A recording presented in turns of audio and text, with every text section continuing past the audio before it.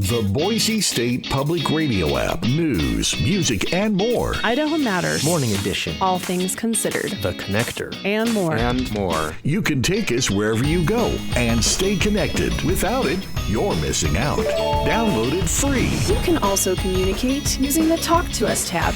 The Boise State Public Radio app. From the studios of Boise State Public Radio News, I'm Samantha Wright, filling in for Jimmy Goddard. It's Idaho Matters. And it's Friday, time for our Reporter Roundtable. It's where we get you up to date on all the news that made headlines this past week. Our panel today, Sarah Cutler, reporter with the Idaho Statesman, and Kevin Richards, senior reporter and blogger with Idaho Education News.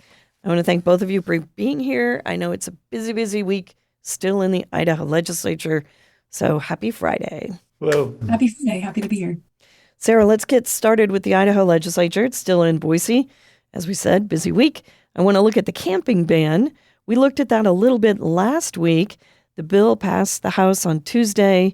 Sarah, you went on the streets of Boise and talked to some of the folks who might be affected. Introduce us to Celia Harrison. Who is this? Sure. I met Celia earlier this week, as you mentioned. She is a 69-year-old Boise resident and a retired nurse who has been living in her car, a blue minivan, since about 2018. And she shared with us a bit about what it's like to live in her car. Basically, it's really unsafe. She has faced a lot of harassment over the years. But she had actually reached out to us to share her perspective on the bill you mentioned. She does not support it. Her main concern is that the bill doesn't acknowledge how unsafe and unsanitary homeless shelters can be, which is why she has avoided them. From her perspective, this bill is taking options away from people who are homeless without really giving them any other viable options of where to go. She said she doesn't know what she'll do if Governor Little signs this bill. And remind us what this bill does. What would it do? Yeah, basically the bill requires large Idaho cities, including Boise, to enforce bans on public camping out in tents or in cars. And if cities knowingly fail to enforce a camping ban, they could be sued by Idaho's Attorney General. So Boise actually already has a camping ban on the books. It has for a long time. But supporters of this bill have complained that enforcement has been lax and has left business owners in areas near homeless encampments to kind of be on their own dealing with drug use or mental health crises that may come up. One of the key questions here, which I would just highlight, is basically Boise's current ban has a provision that says, the ban can only be enforced if there is available shelter space. And the way they define available is pretty narrow. It has to be shelter space that can meet a lot of people's, different needs, whether that's keeping families together or having health conditions. So supporters of this bill have argued there's plenty of shelter space available, people should stay there, but there have been some advocates saying it's not quite so simple. The available space may not work for a lot of these people. And some of the people who have come out against the bill are on the Boise Police Department. What have they said about the bill?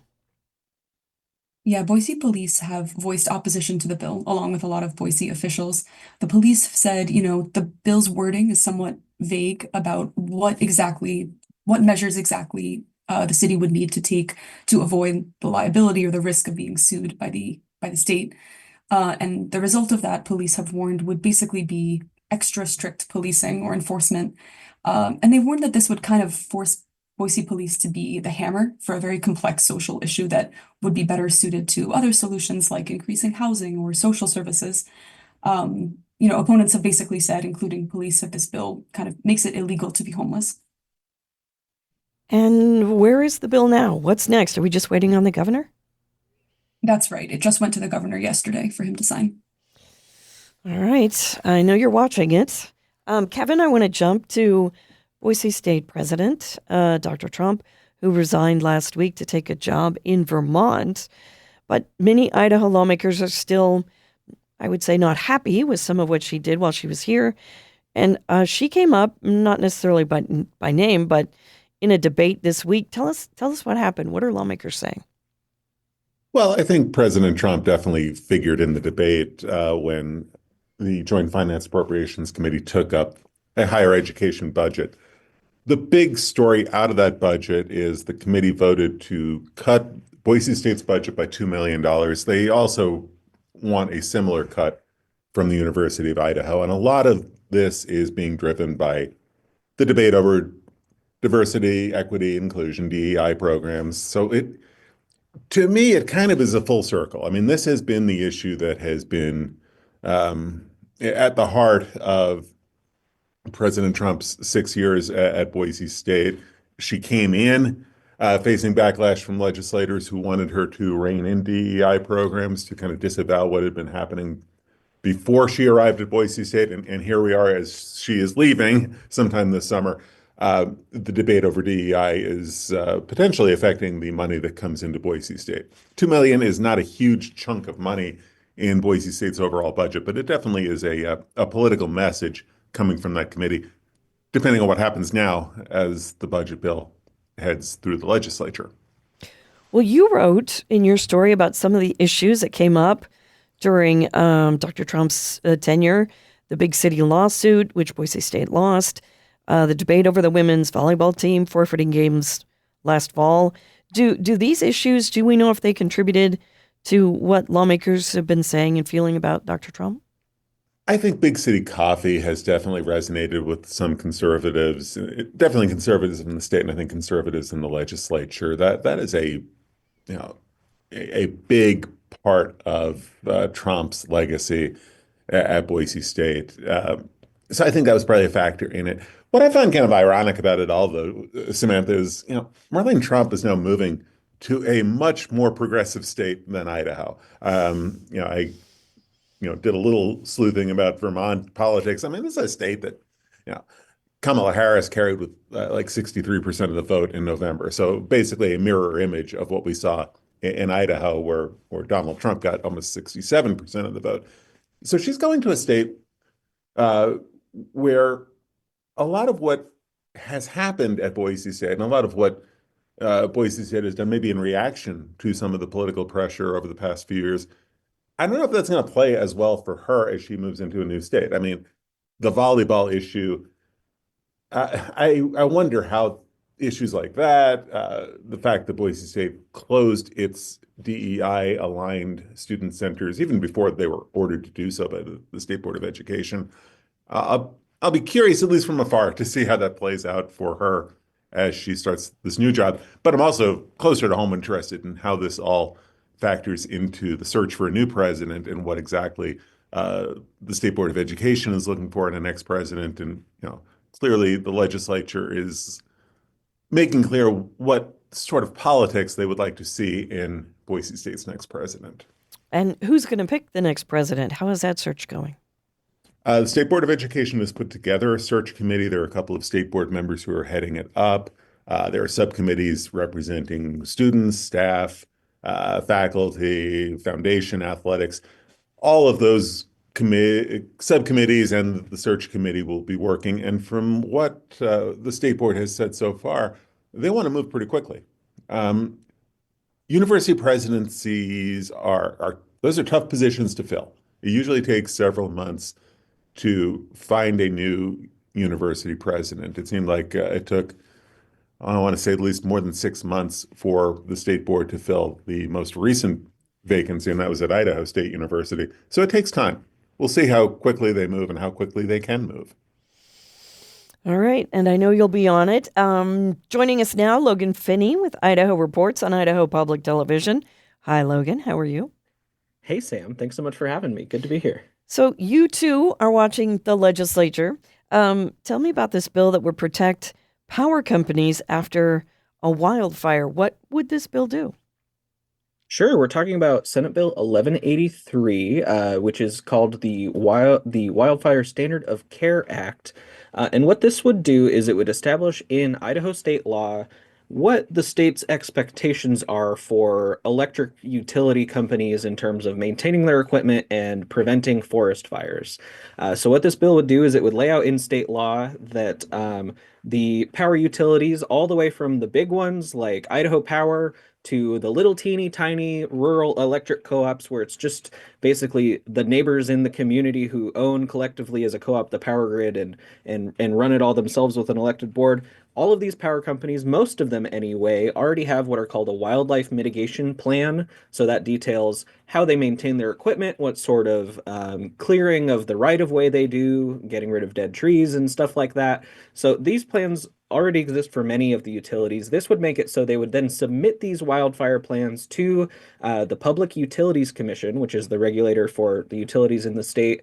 And the PUC would look over that plan in collaboration with some other state agencies like the state forester, the state fire marshal. And then if the plans are approved by the Public Utilities Commission, we could argue that the utility company has met that standard of care, and then they would not be liable in lawsuits about fire damages if as long as it creates what's called a rebuttable presumption. So basically it instructs the court, assume that the companies have followed their plans and been responsible unless someone can prove otherwise. So if you could prove that, the power company didn't maintain their lines like they said they were going to in their plan, and then that started a fire, you could still sue for the usual damages.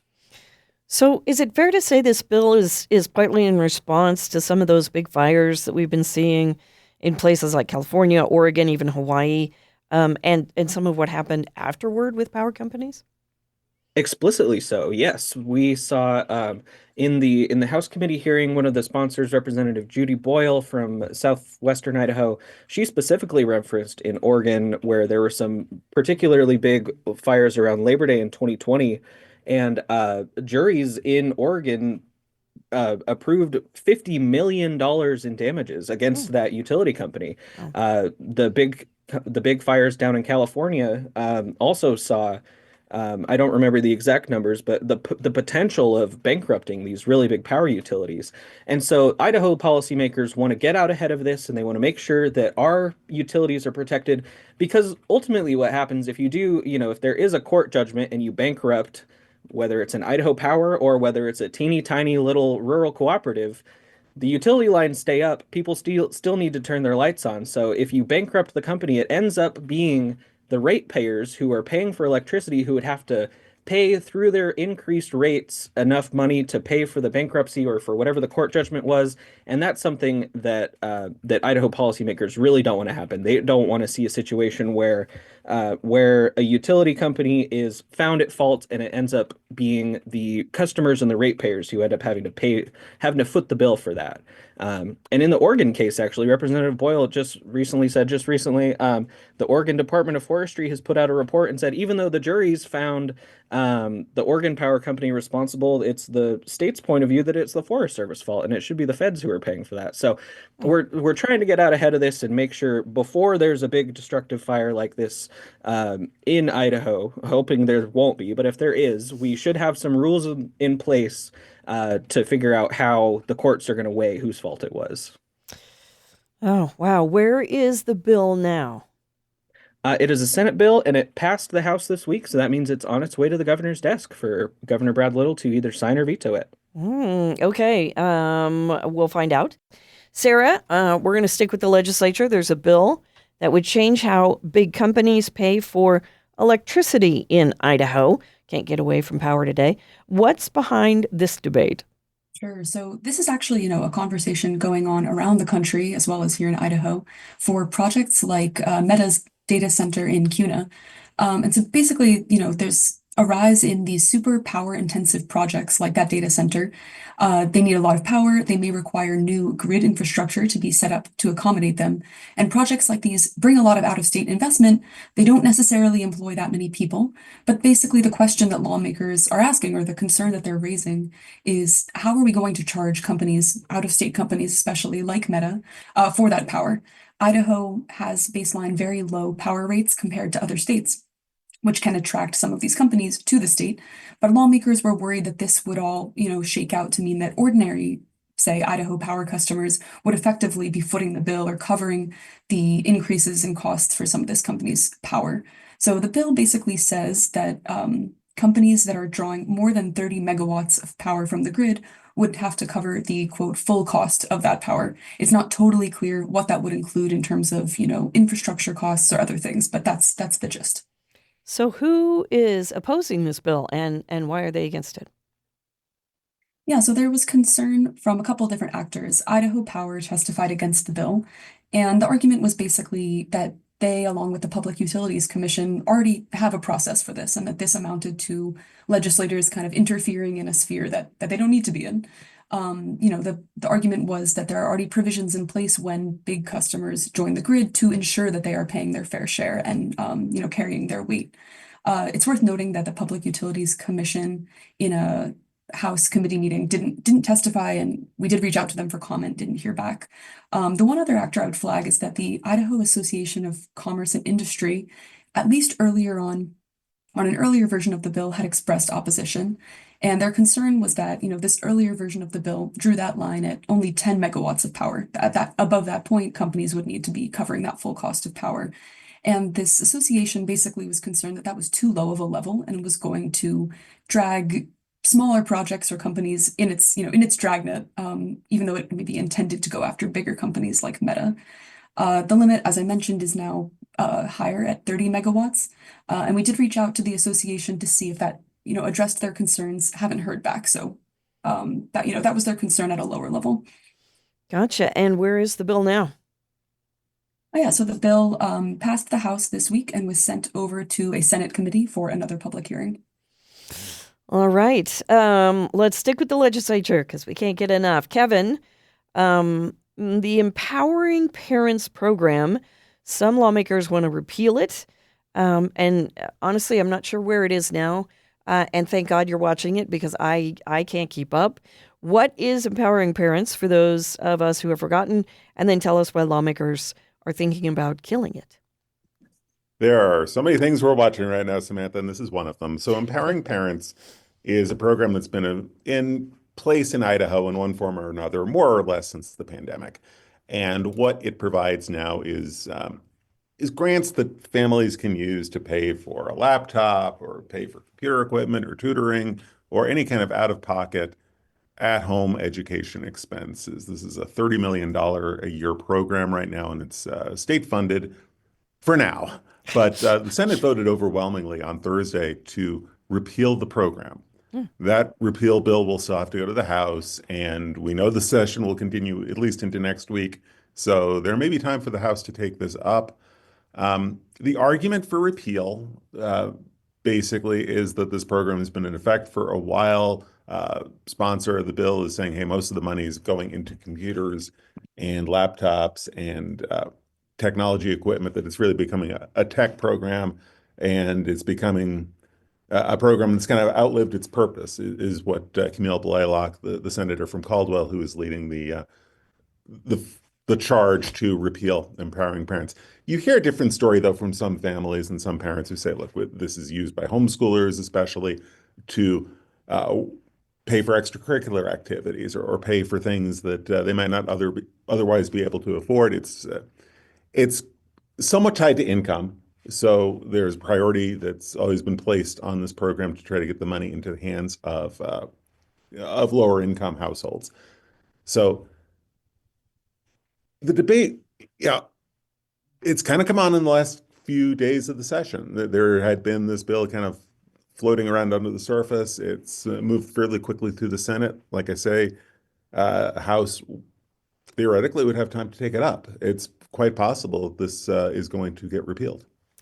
I'm remembering back to one of the many conversations that we've had with you. Did Empowering Parents get off to a rocky start? Were there some questions about where the money was going, and how is it doing now? Yeah, it definitely did get off to a rough start. And that was something that we wrote about a couple of years ago. People using the money, the state funding, to buy things that really were not part of the realm of what would be an education expense. We went through and we wrote about some of that you had families paying for, I think in one case, a gun holster. In one case, I think they flagged a purchase that involved pickleball gear. So not all of the purchases were complied with the law, and you had the State Board of Education, which administers the program. They did their own internal check on the program. Governor Little ordered an audit of the program at one point, and said that he felt like the audit proved that most of the money did go to appropriate purchases. So yeah, it got off to a rough start. Even Senator Blaylock, who is pushing to repeal the program, has said, that it looks like those problems have more or less been resolved, and she'll concede that for a lot of families, this has done some good. She just feels like the program has performed its purpose, and it's time to move away from it. When you mentioned we're still going to be in the legislature next week, so there is a chance that they could repeal it, and then I'm guessing the governor would have to sign yea or nay? The governor would have to either sign it or veto it. And this is a program that it was his idea back in the pandemic, back when the state was awash with federal money coming in, federal aid in the wake of the pandemic. He earmarked $50 million of federal money to get this program started. It's now being funded by the state at a lower level. Like I said, it's a $30 million a year program, but this has definitely been one of Governor Little's education priorities. I think that was part of why he ordered an audit of the program a couple of years ago when problems were coming to light. He has been a pretty strong advocate for this program for really since its inception. So it'll be interesting to see what he does with a bill should it cross his desk. All right, and we know you will be keeping track. Kevin, another education program, this one, Idaho Launch, is facing some possible changes.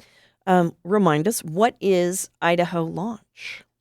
Yeah, you got to keep all these programs straight, right? Yeah.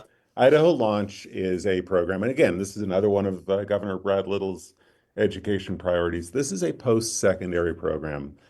This is designed to give grants to high school graduates who want to go into either college or job training. The whole thing is tied to what the state defines as in-demand careers, and we'll get to why that definition is important here as we talk about it. So the bill, which is taking kind of a crazy course to get to where it's at, just passed the House Friday morning. It's been moving pretty quickly. What this bill would do is a bunch of things. And one of the things it would do is it would prioritize the launch money. And we're talking about $70+ million a year that goes into launch. The emphasis would be on trying to put that money into short-term job training. Student wants to get career technical training in some sort of a trade, something that maybe takes a year or two to do in many cases. That would be the focus. It would be much more geared towards that than college. But there are pieces of it. There's language in this bill that would allow actually some of the launch money to be used in graduate medical school if there's money left over, because I think everybody would agree right now that Idaho is facing a healthcare worker shortage. Probably the biggest piece of this bill, and certainly the biggest piece of the debate on the House floor this morning, and it just wrapped up. We're talking about this 12:30, about a half hour after the House passed this bill. It would change who is defining what is an in-demand career, a career that would allow a student to get some launch money. Right now, that's done by a state group called the Workforce Development Council. It's a fairly large group that includes business leaders. It also includes a couple of legislators. It's a pretty far-reaching 31-member group. And a lot of lawmakers have never really been comfortable with having this, as they describe it, unelected body making this decision about who should be able to get launch grants. What this bill would do is it would create a new panel, 9 members, 6 of them from the legislature. And this group would be the group that decides what falls under the definition of an in-demand career, and in turn, what sort of a job training program or what sort of a college program would be eligible for launch money.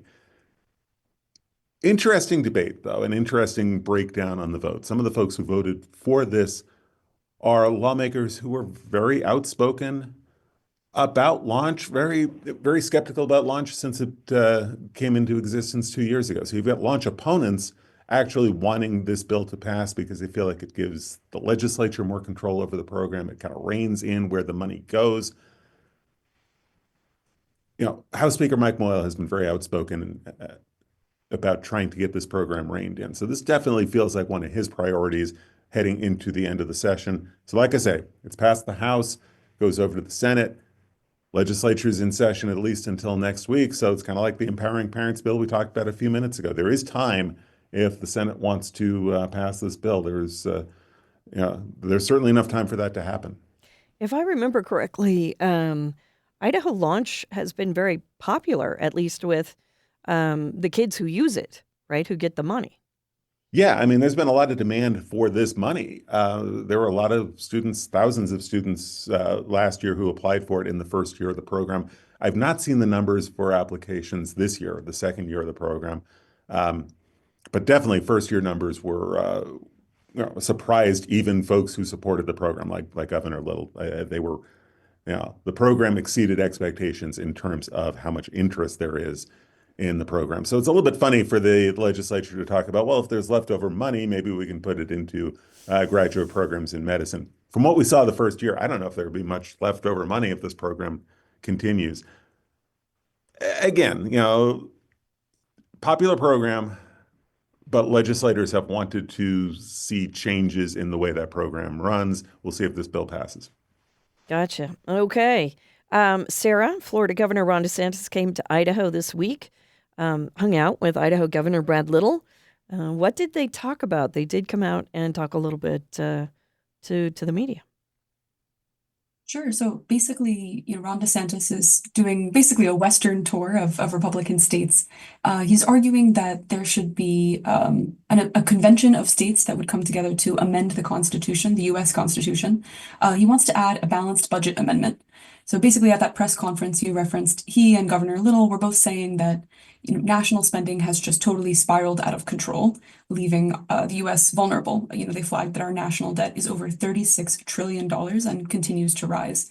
Many states, including Idaho, have requirements in their state constitutions that they have to pass a balanced state budget. And I think DeSantis and Little basically want to see this happen at a national level. They also put this in the context of DOGE, the Department of Government Efficiency. They were expressing support for what they see Elon Musk doing at a national level and kind of framed this pitch about amending the US Constitution as being help to the Trump administration on DOGE efforts. I liked how you broke down in the story, because this is not something we hear about every day, that isn't it hard to change the Constitution in the way they're talking about? Yes, definitely. Well, I think that the key thing to note is that the method that Governor DeSantis is proposing has never been done before in US history. It's something that would require the legislatures of two-thirds of the states, so 34 states, to demand that Congress call a convention of states to propose amendments. There are some concerns that this is risky, that it's kind of opening up a Pandora's box. Once you've got that convention of states, what other changes might they propose or try to make? There are a lot of open questions about just how this approach would work because it's never been done. I should flag that the typical, I guess, approach is that with a two-thirds vote of both houses of Congress, Congress can propose amendments to the states for ratification. That's how we got the current amendments to the Constitution that we do have. It's fascinating to see what's how Idaho is a part of that debate. Kevin, I'm going to jump back to you. We've talked a lot this year on the show on Idaho Matters about possible cuts to the WWAMI medical school program, but now it might not happen. What's going on with WWAMI? Okay, so the latest development there is that the Senate passed a bill that would affect WWAMI, and WWAMI, you got to go through the acronym, that stands for Washington, Wyoming, Alaska, Montana, Idaho. It's a multi-state medical education program that Idaho's been involved with now since the early 70s. Some lawmakers have pushed for trying to move away from the WWAMI partnership or maybe get rid of it entirely. We've had those kind of proposals throughout the legislative session. Lots of concerns raised about WWAMI, lots of concerns raised about the University of Washington's medical school program. The upshot of this bill as it stands right now is that it does not necessarily mean that Idaho would get out of its partnership with WWAMI, which right now we're talking about 40 medical school students going through the University of Washington program per year. The way the bill is written now, and it's been amended and the Senate passed it overwhelmingly the other day, it would be up to a state board of education committee to take a look at the medical education need in the state, and we know that there is a pretty significant need, and try to figure out best ways to address that need. That does not necessarily mean cutting seats in WWAMI and moving the money elsewhere. The state might wind up staying with the same number of medical school seats through WWAMI or even add to them. But definitely, the whole debate is about Idaho wanting different partnerships and different collaborations to try to address this medical student and medical professional need that we've got in the state. So you've got lawmakers wanting to maybe expand a partnership that they already have with the University of Utah, maybe trying to forge a more formal partnership with the Idaho College of Osteopathic Medicine, which is a for-profit college right now that operates in Meridian. Lawmakers want to look at other options, and they say that one of the ways that they want to look at options is to decide how dependent does Idaho want to continue to be on the WWAMI program. So Senate passed the bill after amending it. The House now has to decide whether they will go along with the amendments. If they do, that means the bill would then go to the governor. Kevin, did I see that some of the concerns of some lawmakers was not about the WWAMI, the University of Washington Medical School itself, but more Washington's politics? Yeah, a little bit of both there, Samantha. I don't think I've ever really heard a legislator say that the University of Washington Medical School is a bad medical school. I think the problems they've cited are twofold. One, Idaho has wanted WWAMI to take on more Idaho students. We're talking 40 students a year. They have pushed for additional seats with the WWAMI program, and UW has resisted adding medical school seats. They say they don't really have the space, they don't have the clinical partnerships to take on more students. So that's one of the concerns that legislators have raised. The other is they have wanted written assurance from the University of Washington that no Idaho tax dollars are going towards abortion training. This all goes back to Idaho's restrictive anti-abortion law. University of Washington finally did put that in writing in February as this debate has started to unfold. So that issue has been addressed, at least in terms of the University of Washington saying, no, we're not spending Idaho dollars on abortion. So a couple of concerns that legislators have with WWAMI. Gotcha. Okay, I've got about a minute and a half left, Kevin. Special education funding bill got cut. What is this bill? What's happening? Give us the brief rundown. Yeah, I think this is one of the big issues that didn't get resolved in this legislative session. We know that Idaho has a real serious special education funding issue. There's a shortfall that the school districts are facing that legislators' own auditors have said is a $80 million plus shortfall, money that school districts have to come up with because they're just not getting enough federal funding to take care of special education students. Had a bill that died on the Senate floor earlier this week, would not have addressed the $82 million gap. It was a $3 million program for school districts that have students who really have intensive and expensive needs. This would be a student maybe who needs a full-time ASL interpreter assigned to them full-time, or students with special needs who really have high-cost needs. This $3 million bill died on the Senate floor by one vote.